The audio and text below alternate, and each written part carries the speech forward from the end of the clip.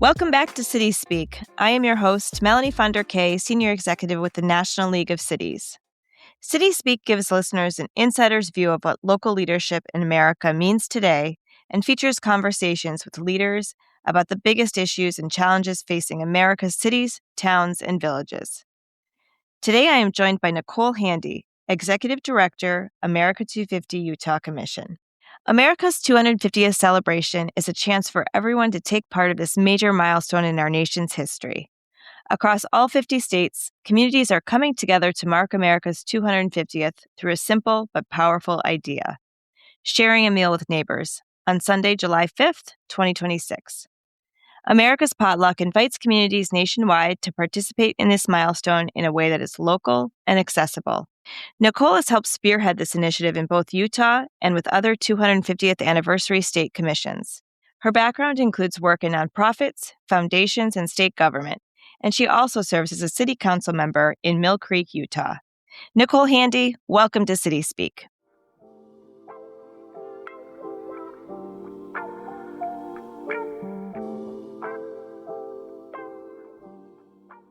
Congratulations on your appointment to the Mill Creek City Council.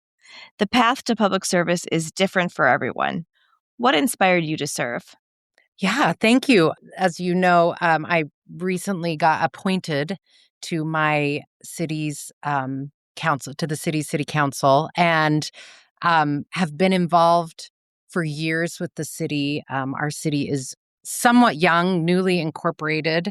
It's in its 10th year, and I have watched this city grow and evolve, and really have just wanted to continue to strengthen this community that my family has called home for 17 years and where I've raised my kids. And I really believe in local government, that it matters, because that's where the decisions that really, are made that affect the daily life of our neighbors and our families. And on like a really nerdy note, I really like how systems work. And I find that interesting too. It's like, oh, this is how you fix roads. This is how these things happen. These are how things are funded. And so there's a lot I'm finding out. I've been in for 3 months. I'm finding out that there's quite a bit to learn in order to make really thoughtful, informed decisions. I have a lot of respect for those that hold local office.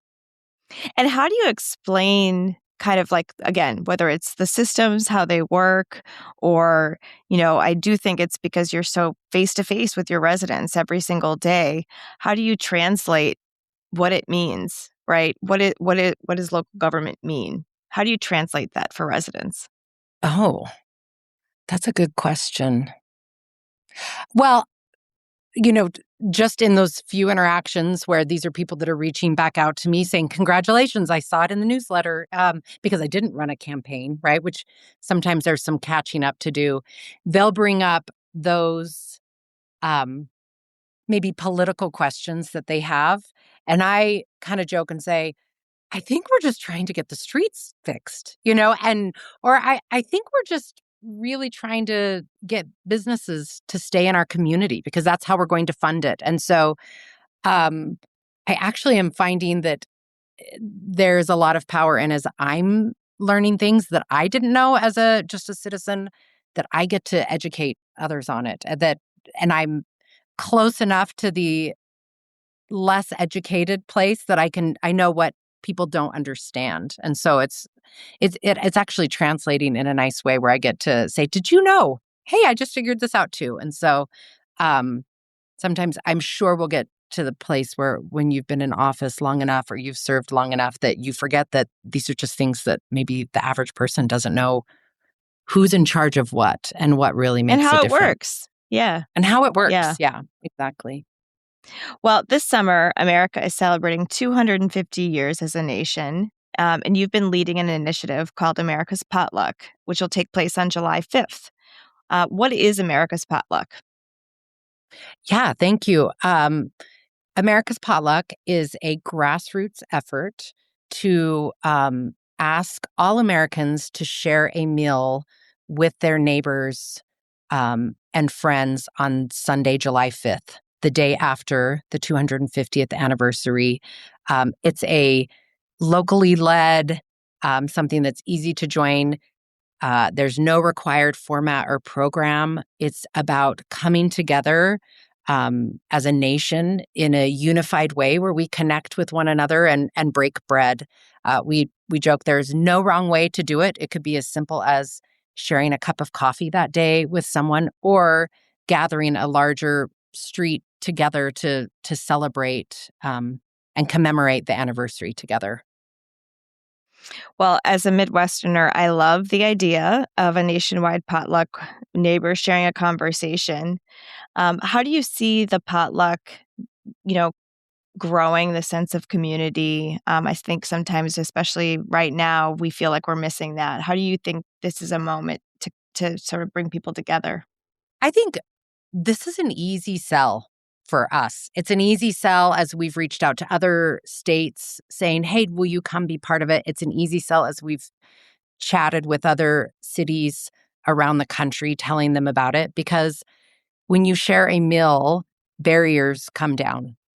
People meet face to face, they learn each other's names, they hear those small personal stories, and they start to see each other as part of the same place rather than just strangers. And I know we're all in the business of placemaking and helping to build an identity within our communities. And those moments of a shared meal or coming together feel really modest, but they do build that trust and familiarity that sometimes larger events don't.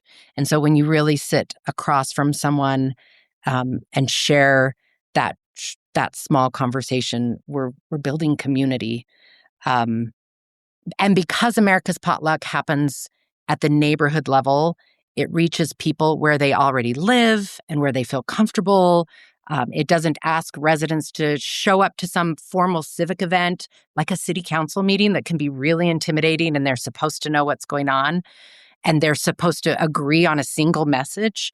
Where we're just inviting people to gather, to listen, and to be present with one another. And I think over time, those small connections add up, and they make our community feel more welcoming. They help residents feel a stronger sense of belonging and create relationships that cities and communities can build on long after July 5th, 2026.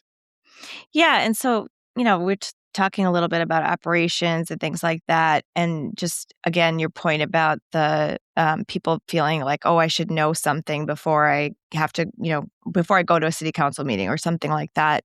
So the idea from the average person is this is an easy thing and it's a fun thing to go do.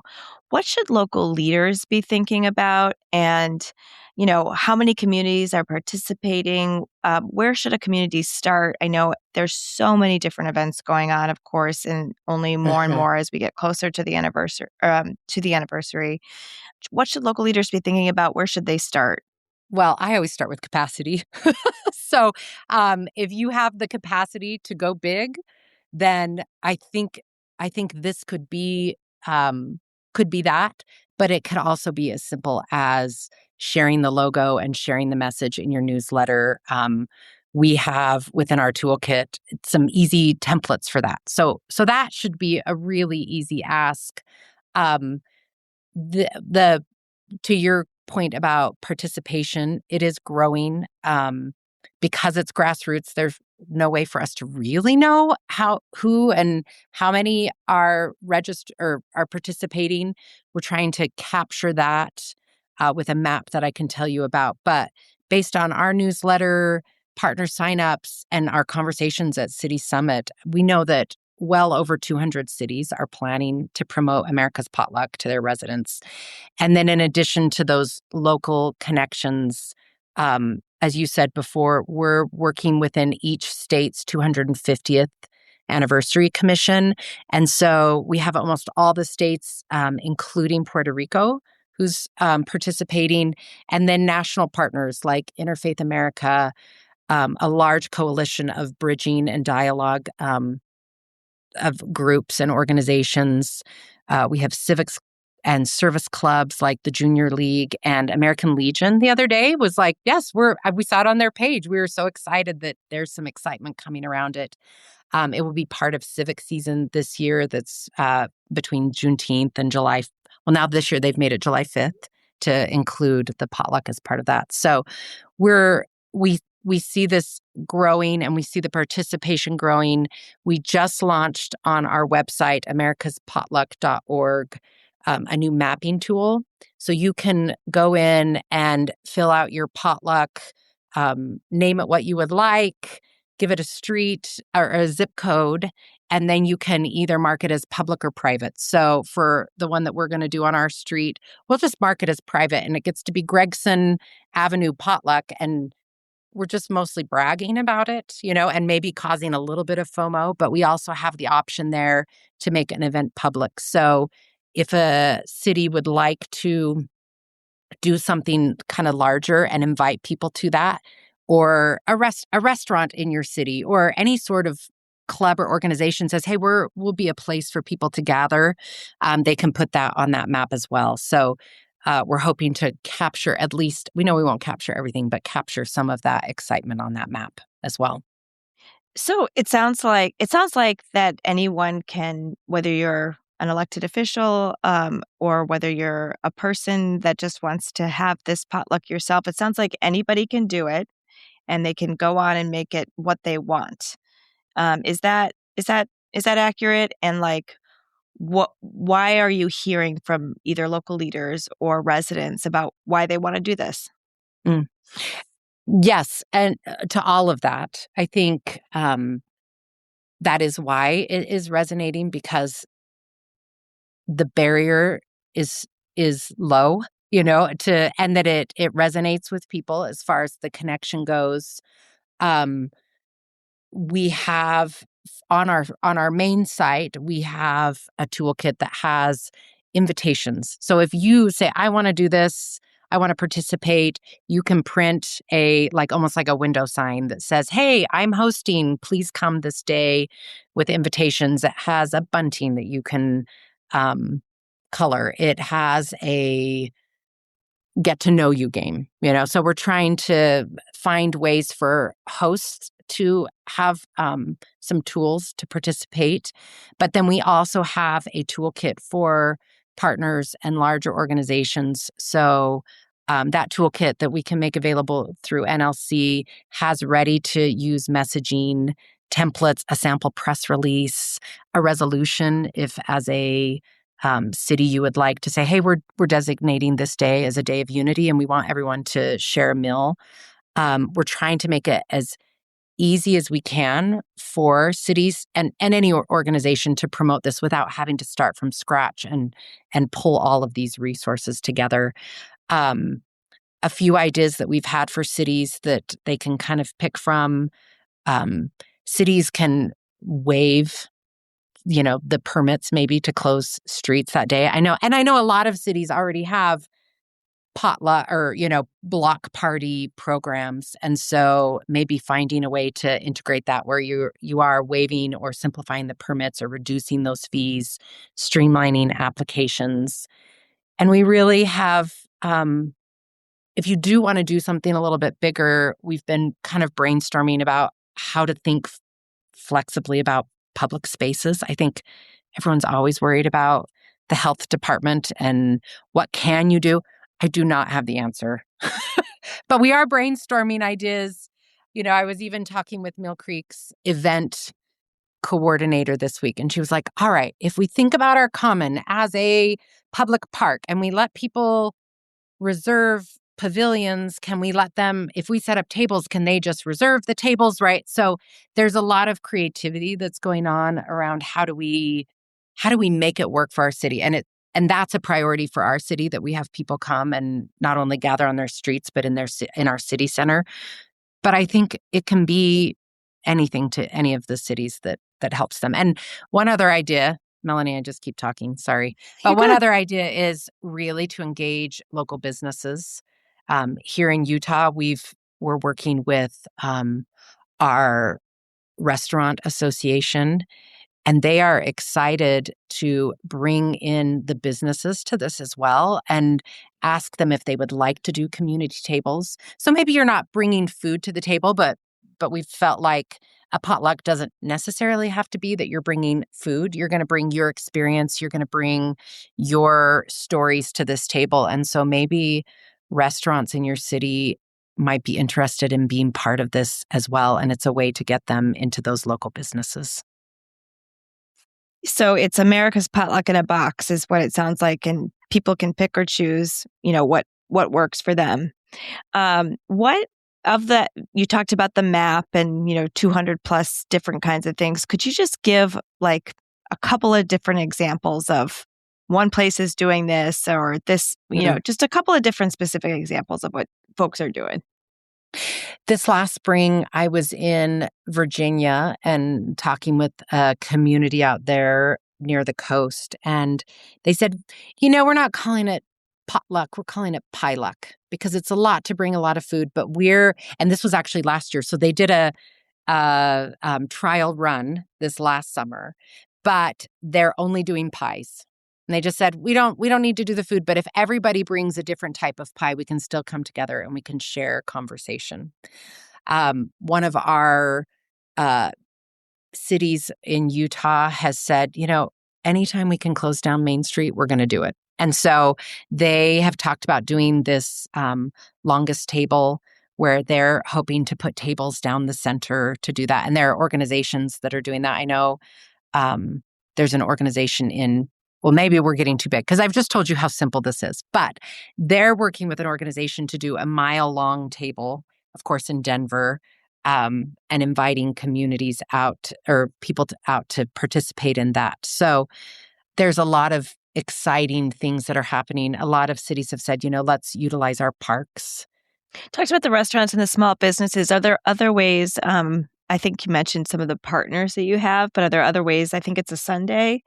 Are there other ways you're in engaging the faith community or different partners? That is interesting. Yes, thank you. Yeah, the interfaith. Yes, and then interfaith communities, we're finding that this really resonates with them. And as part of our toolkit, we have a flyer specifically for interfaith communities to ask them to come together to either invite their congregants and their members of their faith to participate with those on their street or in their neighborhood. Or we also know of some congregations coming together, kind of bringing two different faith groups together to participate to get that way. So we're seeing a lot of interest, and we know that will be a strong, that's like a church potluck is such a like quintessential moment that this is and it's on Sunday. This is their moment to shine and come through that way. And Interfaith America has done a good job with us of helping us pull some of those groups together as well. And then just let's think about Monday, July 6th, the day after America's Potluck. These all different sizes and shapes and types of events have happened across the country. What's the lasting impact after that day?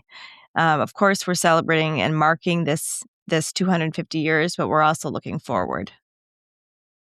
Yeah, I think my hope is, and I think a lot of other local leaders, is just that we'll have stronger connections within that our city can continue to build on, that people can feel this connection to their community and wake up to neighborhoods where people have met each other and they know their neighbors and they've shared this table and they've started a conversation to make future civic engagement. And maybe this will spearhead some service projects or other community events where it feels more personal and accessible to residents.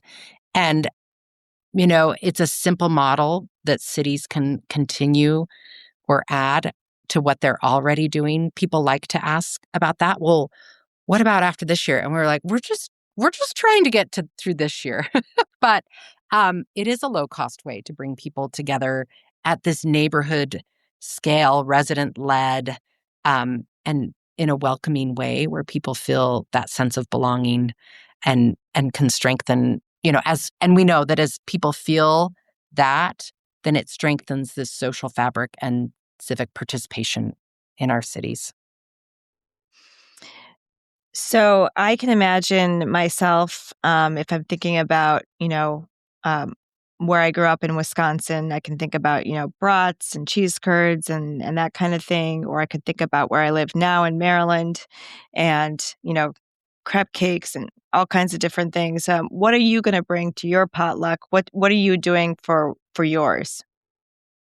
Well, first off, thank you for asking me what I'm going to bring and not whether I'm going to host that day.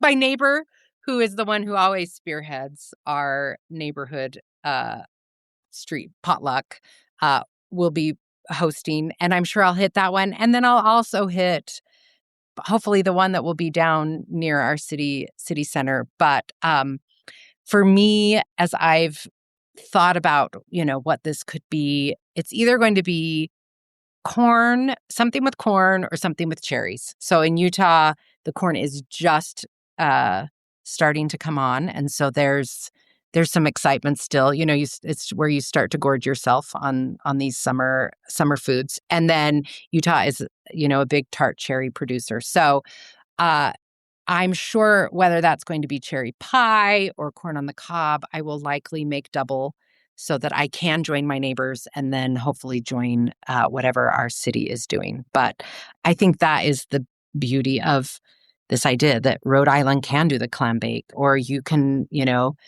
think of your Midwestern dish, or there's, Hatch chilies in New Mexico, but that everyone brings something to the table. And that although there will be some synchronicity around this and we can be coming together in a united way as a nation, each potluck will look different because it is the people that show up to it, and it's what they're bringing to the table. And each of those dishes tells a story about that place and the people that come together around it. And that feels a lot like America.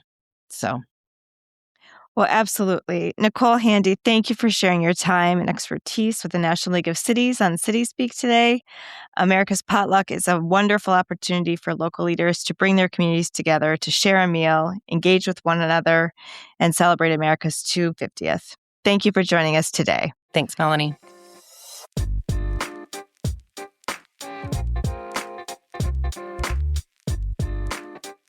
Thanks for listening to CitiesSpeak with Clarence Anthony. If you like this show, let us know. Share this episode with your friends and make sure to subscribe. We're curious to hear what you think, what you want more of, and how we can improve. If you have feedback or an idea for a guest you'd like Clarence to sit down with, send us your thoughts at citiespeakpodcast@nlc.org. Join us next month for a new episode. Like and subscribe here or wherever you get your podcasts. See you next time.